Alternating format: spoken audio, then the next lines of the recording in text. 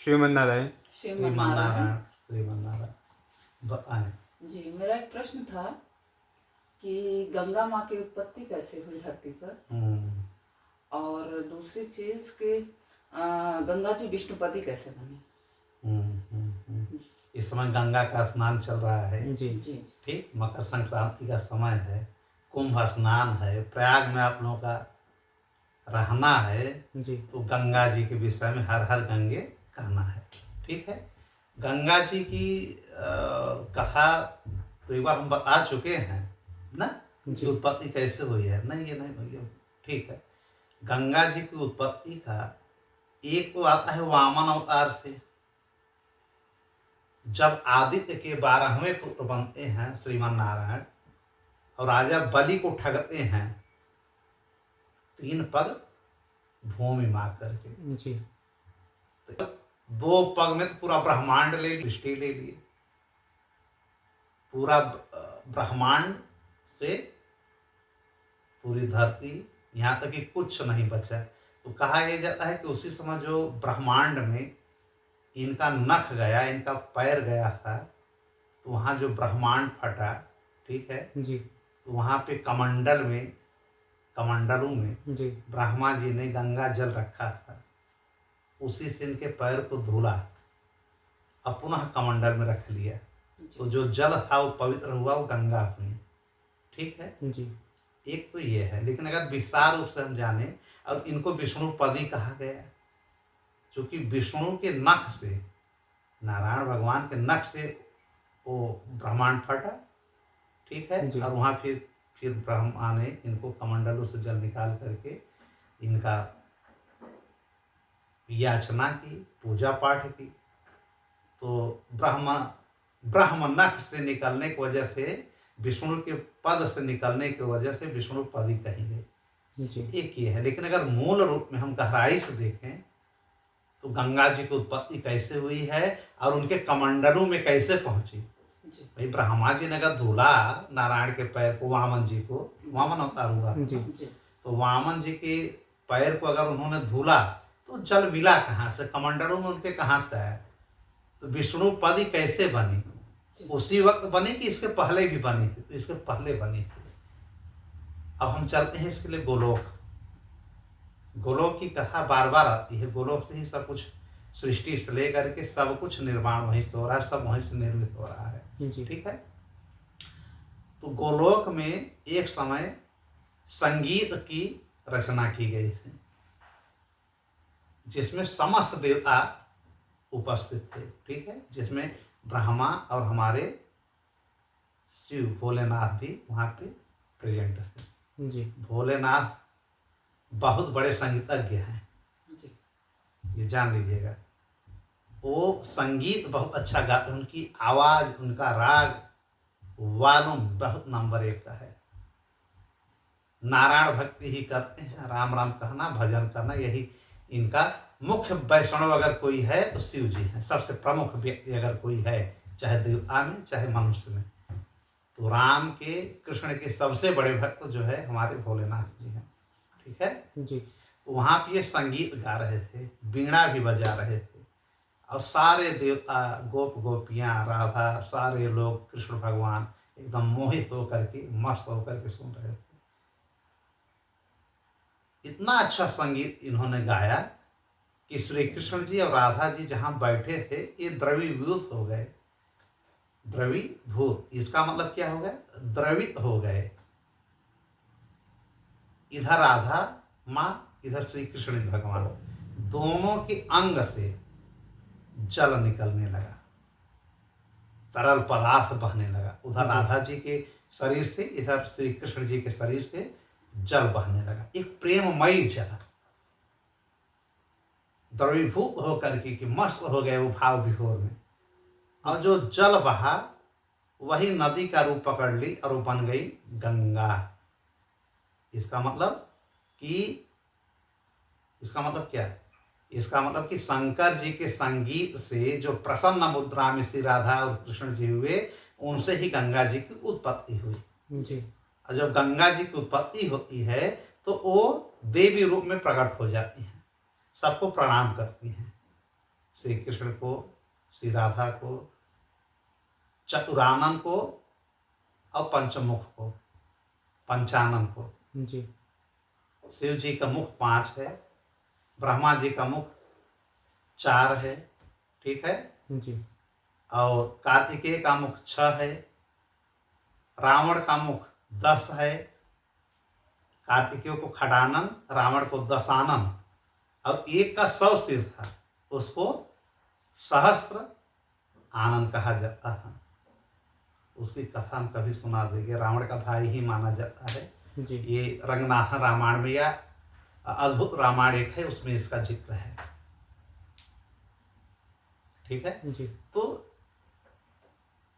गंगा जी इधर जो है भोलेनाथ को देख करके थोड़ा सा उनके प्रति भावुक हुई, समर्पण भाव रखी। बहुत अच्छा है, संगीत गा रहे हैं, ऐसा पति हमारे अगर हो जाए तो अच्छा है, देखने में भी अच्छा, गाने में भी अच्छा। जी 5 मुख है, 15 ठो नेत्र है, 15 नेत्र है ना शिव जी के। और सबसे बड़ी चीज कि वैष्णव है। थोड़ा सा उनकी तरफ उनका मन आकर्षित हुआ, भोलेनाथ की तरफ गंगा जी का। लेकिन जब श्री राधा जी को और श्री कृष्ण जी को देखती हैं तो सोचते हैं कि जैसे राधा जी बैठी हैं, काश मैं भी इनकी प्रिया बन जाऊं, अर्धांगिनी बन जाऊं। ये सोचा गंगा जी ने गोलोक में श्री कृष्ण के प्रति कि हमारे प्रियतम बन जाए, हमारे प्राण वल्लभ हमारा बन जाए, ठीक है। ये भाव समझ गए श्री कृष्ण जी, लेकिन राधा नहीं समझ पाई। बात आई गई, काफी समय हो गया, गंगा जी वहां बहने लगी। गंगा जी वहीं नहीं, जितने स्वर्ग लोक हैं हर जगह गंगा जी पहुंच गई, ठीक है। तरल रूप में, जल के रूप में, जी समस्त ब्रह्मांड में, धरती पे अभी नहीं आए हैं। देव नदी बन ये देव नदी बन करके समस्त स्वर्ग में, तब जाकर के देवताओं को जल मिलने लगा, सब स्नान करने लगे, जल ग्रहण करने लगे, पूजा पाठ करने लगे, और गंगा पवित्र मानी जाती है। वो केवल स्वर्गलोक के लिए बनी थी, धरती तो बाद में आई है धरती पर श्रापवश, उसकी कथा आप लोग सुन ही चुके हैं, ठीक है। जी फिर काफी समय बाद अब राधा जी एक समय प्रेजेंट नहीं थी जी रासमंडल में, तो वहां पे गंगा जी आकर के प्रभु श्री कृष्ण के बगल में बैठ जाते हैं। अब उनसे प्रणय निवेदन करने लगते हैं कि आप हमारे पति बन जाइए। अब श्री कृष्ण जी मुस्कुरा रहे हैं, बोल कुछ नहीं रहे हैं। उसका कारण क्या है अभी हम बता रहे हैं। मुस्कुरा रहे हैं, बोल कुछ नहीं रहे हैं। तब तक जो है राधा जी का आगमन हो जाता है, और देखती हैं कि जो है श्री कृष्ण जी बगल में गंगा जी को बैठाए हैं। गंगा जी उठ करके उनको प्रणाम करती हैं, हट जाती हैं, दूसरी जगह बैठ जाती हैं। समस्त गोपियां माने करोड़ों लोग वहां पे हैं, गोलोक में सब बैठे हैं। जी श्री कृष्ण जी केवल मंद मंद मुस्कुरा रहे हैं, बोल कुछ नहीं रहे। अब राधा जी क्रोधित हो गई। अब राधा जी ने कहा कि आपका मैंने बहुत बार देखा है प्रभु, बहुत बार देखा है। क्या देखा है कि इसके पहले आप बिरजा से शादी किए थे। बिरजा एक नाम था, ठीक है। बिरजा से शादी किए थे, उसके प्रेम में आप हमको थोड़ा सा इग्नोर कर रहे थे, लेकिन बिरजा पुनः नदी बन करके प्रवाहित हो गई, और उनके 7 पुत्र जो हुए बिरजा के, वही सप्त सैंधव बने हैं। जो हम लोग जीके में पढ़े हैं, हिस्ट्री में पढ़े होंगे जी कि सप्त सैंधव माने 7 सिंधु कौन कौन है। और बिरजा है ना श्री कृष्ण की पत्नी, उन्हीं से 7 लड़के पैदा हुए हैं, 7 जो है सैंधव बन गए थे, सागर। ठीक है। 7 सागर वही बने थे। श्रीमनोत्सव हिस्ट्री हमारी हमारे उस इतिहास से जुड़ी है जो प्राचीन इतिहास है, महाइतिहास, ठीक है। तो उसके बाद बिरजा चली गई, तो आपने प्रभा से शादी कर लिया। फिर प्रभा भी आपको छोड़ करके शरीर त्याग करके चली गई। प्रभा को आपने कई टुकड़ों में डिवाइड कर दिया, कई पार्टिकल में, और वो चली गई कहाँ, सूर्यमंडल में। जो प्रभा निकलती है, किरण, जी रोशनी, और श्री कृष्ण की पत्नी है। फिर आपने सूर्य को दे दिया जिससे कि वो चमक धरती पे भी हर लोक में आने लगी, और उस प्रभा के कुछ टुकड़ों को आपने स्त्रियों में दे दिया। आदमी कहता ना कि यार इसकी प्रभा बड़ी अच्छी है, इसकी मुस्कान बड़ी अच्छी है, बड़ी अच्छी है। और स्त्री क्यों? वो प्रभा उसके अंदर वास है। अब कोई कोई कहता है कि ब्राह्मण बड़ा यार ओजस्वी है, तेजस्वी है, क्यों? उसके अंदर वो प्रभा काम कर रही है। फिर श्री राधा जी ने कहा कि प्राणेश्वर हमारे प्रभु, आप तो हमेशा छलते रहते हैं। एक बार आपने आभा से शादी किया, आभा भी छोड़ करके आपको चली गई, उसको भी कई खंडों में आपने बांट दिया जी। एक बार शोभा से आपने शादी किया, शोभा भी आपको छोड़ के चली गई। अब कुल मुस्कुरा रहे हैं श्री कृष्ण जी। और उस शोभा को कई टुकड़े में बांट करके आपने कई जगह बांट दिया। और शोभा कहाँ चली गई? रत्नों में चली गई। रत्न माने मणि, गोल्ड। जी। और राज दरबार में चली गई, और विद्वानों के अंदर चली गई। कई जगह आपने उसको डिस्ट्रीब्यूट कर दिया। ठीक। जी। अब कुछ कमनी स्त्रियों में बांट दिया। इसीलिए तो होता है ना कि जब राजाओं के यहाँ देखिए तो क्या बात है, क्या है यार, इसका मकान कितना अच्छा बना है, इसके झालर कितने अच्छे लगे हैं, कितना इसका मुकुट अच्छा है, तो उस सब में उसी का वास है। ठीक है जी। फिर उन्होंने कहा कि आपकी पत्नी क्षमा बनी, क्षमा भी शरीर छोड़ करके चली गई। फिर आपने उनको कई पार्टिकल में डिवाइड किया, वो सब में दिया। ब्राह्मणों को दे दिया, देवताओं को दे दिया, जी। ऋषि मुनियों को दे दिया, निर्बलों को दे दिया, गरीबों को, सबल को नहीं दिया। जो सबल रहेगा वो क्षमा नहीं करता है। अगर कोई मजबूत पड़ गया तो कहेगा नहीं मैं इसको मारूंगा, मैं इसको सजा दूंगा। लेकिन जो निर्बल है, जो निर्धन है, क्या कहेगा? मालूम है, यार क्षमा कर दो। क्यों? क्योंकि वो जान रहा है कि मैं निर्बल हूं, मैं इसका कुछ बिगाड़ के नहीं पाऊंगा, और उसके अंदर श्री कृष्ण की वो पत्नी का अंश भी मौजूद है। क्षमा सब नहीं कर पाते हैं। जी। जो क्षमा कर रहा है समझे कि श्री कृष्ण की उसमें लीला है, उनका आशीर्वाद है। क्षमा उनकी पत्नी का नाम है। ऐसे वो गिनाती चली गई। फिर उन्होंने कहा कि एक पत्नी आपकी शांति आई। शांति भी आपके साथ कई युगों तक, कई कल्पों तक रहे, उसके बाद वो भी चली गई शरीर छोड़ करके। फिर उनका भी आपने डिवाइड किया, तो उनका कुछ पार्टिकल आपने लक्ष्मी में को दे दिया, कुछ पार्टिकल हमको दे दिया, कुछ विश्व में आपने फैला दिया। आदमी का शांति धरो यार, शांति धरो, जी। लड़ाई मत करो, शांति हो जाओ। ये सब कौन है? ये सब श्री कृष्ण जी की भार्याएं हैं, पत्नियां हैं। ठीक है, सहधर्मिणी हैं, धर्म पत्नी हैं। ठीक है जी। अब उस शांति का कुछ हमारे अंदर अंश आ गया है, राधा जी ने कहा। लेकिन प्रभु इसके बाद मैं आपको छोड़ के चली गई थी, मूल प्रकृति हम हैं, हम आपको छोड़ के चले गए थे नाराज होकर के, और कई कल्प मैंने तपस्या किया, बिना खाए पिए, बिना कुछ खाए पिए।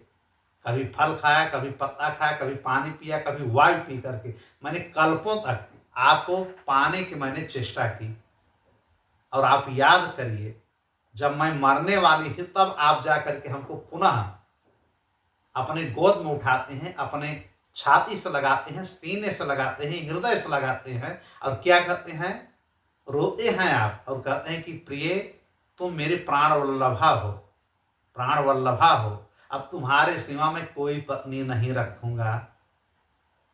हाँ, गोपियों संग मैं रास मंडल में जा सकता हूं, किसी से प्रेम कर सकता हूं, लेकिन गोलोक में मैं तुम्हें ही केवल पत्नी बना करके रखूंगा।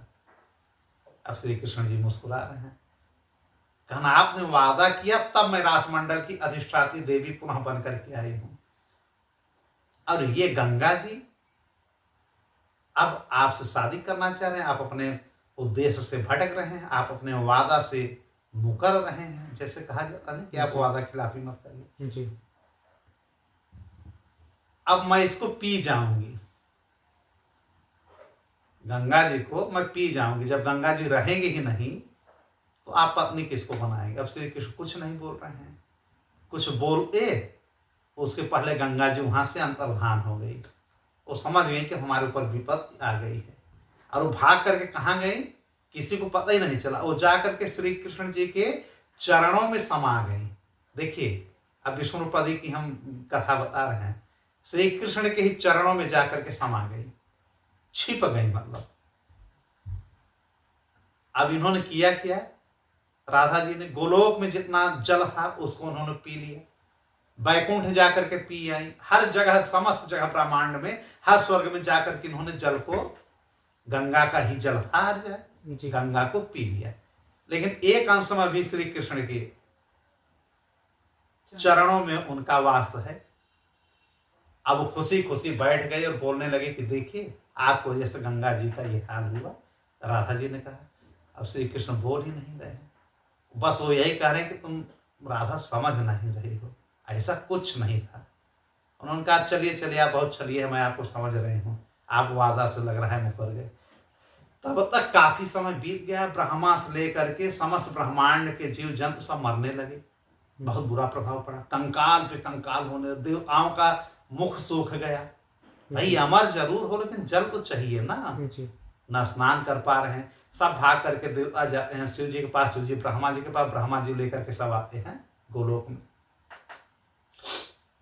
वहां देख रहे हैं तो माया माया हर जगह श्री कृष्ण, हर जगह श्री कृष्ण दिख रहे हैं, हर जगह राधे दिख रहे हैं, कहीं राधा में श्री कृष्ण दिख रहे हैं, कहीं श्री कृष्ण में राधा दिख रहे हैं, हर गोप गोपियों में राधा दिख रहे हैं। बड़ा माया में लोग व्यतीत हो गए। फिर ब्रह्मा जी ने स्तुति किया शिव जी ने कि प्रभु आप अपने असली रूप में आइए। तब देख रहे हैं केवल जो है श्री कृष्ण जी बैठे हुए हैं सिंहासन पे अपने, ठीक है जी। अब हुआ क्या, अब ये लोग रोना गाना शुरू कि प्रभु हम लोग को मर रहे हैं, सारे ब्रह्मांड की सृष्टि का सब विनाश हो रहा है। कहा हमें पता है, कारण ये है, कारण उन्होंने बताया श्री कृष्ण जी ने। कहा अब गंगा जी तो मेरे चरणों में छिपी हुई हैं, अभी मैं दे सकता हूं, लेकर के जाओ, लेकिन जैसे मैं निकालूंगा वैसे राधा जी आकर के पी जाएंगे, फिर गंगा जी का पूरा अस्तित्व खत्म हो जाएगा। तब ब्रह्मा जी स्तुति करते हैं श्री राधा का, समस्त देवता शिव जी सब राधा जी को प्रसन्न करते हैं। फिर राधा जी प्रकट होती हैं। राधा जी दिखती किसी को नहीं है। एक चीज और समझ लीजिए, राधा जी किसी देवताओं को प्रत्यक्ष रूप से नहीं दिखती हैं, ये समझ लीजिएगा। 60,000 वर्षों तक ब्रह्मा जी ने तपस्या किया था, तब उनके चरण नख का दर्शन हुआ था। साधारण नहीं है श्री राधा जी, केवल उनकी आवाज आती है, एक छाया दिखता है और बोलते हैं कि मैं प्रसन्न हूं, बताइए क्या करना है। तो इन लोगों ने कहा, ब्रह्मा जी ने कहा कि माँ राधे, ये गंगा आपकी पुत्री हैं। भाई शंकर जी के संगीत से इनकी उत्पत्ति हुई है आप लोगों के शरीर से जल के रूप में जी। तो दोनों का जब मिलन हुआ, दोनों के शरीर से पैदा हुई हैं, इसलिए ये यहाँ पे क्या है, आप लोगों की पुत्री हैं। इसलिए श्री कृष्ण जी भी कैसे स्वीकार कर पाएंगे।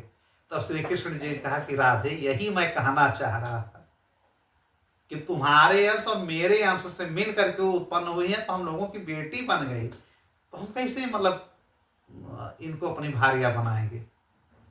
हम केवल अकेले अगर पैदा किए होते तो मैं एक अंग से तो मैं इनको एक्सेप्ट कर लेता, अब तुमसे मैं वचनबद्ध हूं। तब राधा जी खुश हो जाती हैं। ब्रह्मा जी ने 16 अक्षर का श्री राधा जी का मंत्र दिया गंगा जी को, गंगा जी प्रकट होती हैं। अब गंगा जी से कहते हैं कि अब इनको अपनी माता कहो, और राधा जी कहते हैं माता कहिए ठीक है, लेकिन हमें न जाने क्यों भरोसा इनके ऊपर नहीं हो रहा है, गंगा जी के ऊपर। ये बहुत हंस हंस के बात कर रही थी, और कहीं ऐसा नहीं कि हमारे श्री कृष्ण भगवान हैं प्राणेश्वर, कहीं डोल जाए। तो श्री कृष्ण जी ने कहा ठीक है गंगे, तुम्हारी इच्छा भी मैं समझ रहा हूँ, मैं यहाँ वचन दिया हूँ, एक काम करो, मेरे ही अंश में वहाँ पे विष्णु जी हैं, बैकुंठ चली जाओ, उनकी प्राण प्रिया बन जाओ, ठीक जी। अब ये समझो कि मैं मिल गया हूं। तब ब्रह्मा जी इनको कमंडल में लेते हैं, ठीक है, ये जल के रूप में आ जाते हैं कमंडल में। इसीलिए कहा जाता है कि ब्रह्मा जी कमंडल में गंगा जी कहाँ से आई, गोलोक से आई जी। फिर कमंडल में ले करके अब कहते हैं कि प्रभु अब हम जा रहे हैं बैकुंठ में। अब गंगा जी अपने रूप में, देवी रूप में वो बैकुंठ आगे आगे चल देती हैं, पीछे से ब्रह्मा और शिव जी लोग जाते हैं। लेकिन तब तक श्री कृष्ण जी क्या कहते हैं कि ठहरो जरा आप लोग, गंगा जी तो गई, थोड़ी हमारी बात सुन लीजिए। अब इस समय जब से आप लोग हमारे पास हैं, इतनी चर्चा हुई, तब से अनेकों कल्प बीत गए हैं, समस्त ब्रह्मांड का नाश हो गया है, असंख्य ब्रह्मांड है, एक ही ब्रह्मांड नहीं है। हम लोगों को अपने ब्रह्मांड के विषय में ही नहीं जानकारी है, अनेकों की तो बात छोड़िए। श्री कृष्ण जी कह रहे हैं कि असंख्य जो ब्रह्मांड है, सब ब्रह्मा लोग मर गए हैं। अब तुम बचे इसलिए ब्रह्मा हो चूंकि तुम गोलोक में हो। गोलोक में समय चक्र नहीं चलता है, यहाँ कोई मरता नहीं है, इसलिए आप लोग भी नहीं मरे। इसलिए अब आप ही ब्रह्मा फिर से रहेंगे। तो आपको मैं कह रहा हूं कि जाकर के पुनः ब्रह्मांड की अपनी रचना करो। जिस ब्रह्मांड के हम लोग हैं, इस ब्रह्मांड की घटना चल रही है। तो उन्होंने कहा कि ठीक है, जितने लोग यहाँ देवता आ गए हैं सब जीवित हैं, और आप लोग पुनः अपनी सृष्टि, अपने देवताओं का ये सब सिस्टम कार्यक्रम चालू करिए, और जाइए बैकुंठ, वहाँ पे गंगा की शादी करा दीजिए विष्णु भगवान से। फिर ब्रह्मा जी जाते हैं, विष्णु भगवान से याचना करते हैं और कहते हैं कि श्री कृष्ण जी की ऐसी ऐसी बातें हैं, गंगा जी आ गए हैं, आप इनसे शादी कर लीजिए।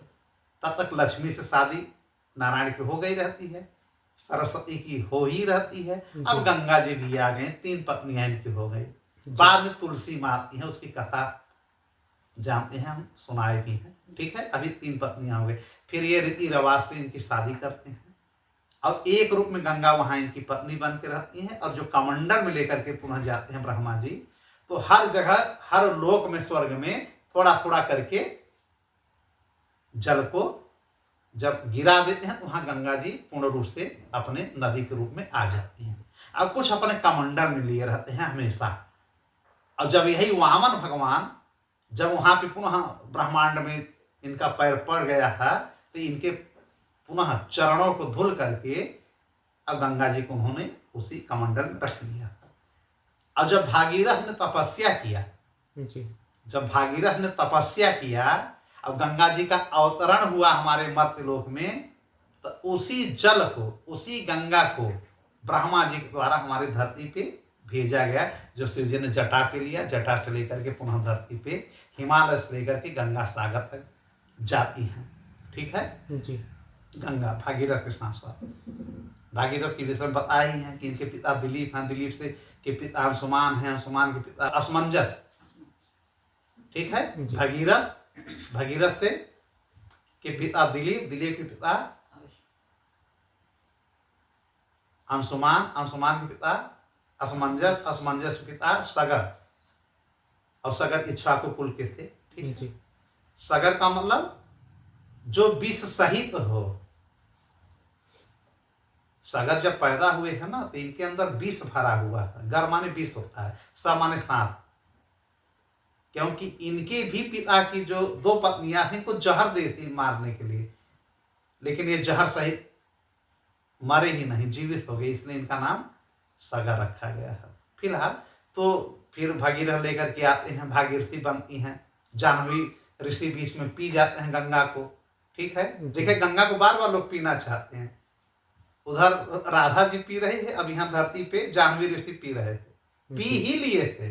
क्यों?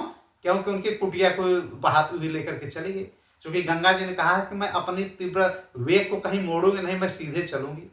इनकी कुटिया पड़ गई। अब भगीरथ कहने लगे नहीं माता इधर चलो, कहा नहीं, उनकी कुटिया को बहा दिया, शिष्यों को बहा दिया। तो जाह्नवी ऋषि बहुत ही प्रतापी ऋषि थे, उन्होंने चंगुल से उठाया, गंगा जी को पी लिया। फिर भगीरथ चिल्लाने लगे, रोने लगे, गए जन उनको प्रणाम किया कि आप निकालिए, तो उन्होंने कहा मुँह से निकालेंगे तो गंदी हो जाएंगी। तब जाह्नवी ऋषि ने अपने जंघे से ठोंक करके गंगा को निकाला। ऐसे ऐसे तपस्वी, ऐसे ऐसे ऋषि मुनि हमारे देश में हैं। भारतवर्ष ऐसे ही नहीं विलक्षण देश है, ऋषि मुनियों की अपार परंपरा है, संस्कार है, धर्म है, बहुत बड़ी बड़ी चीजें हैं। फिर ये पहुंचती हैं गंगा सागर, और वहां पे जो 60,000 सागर के पुत्र होते हैं उनको ये तारती हैं, और वो सब चले जाते हैं विष्णु लोक।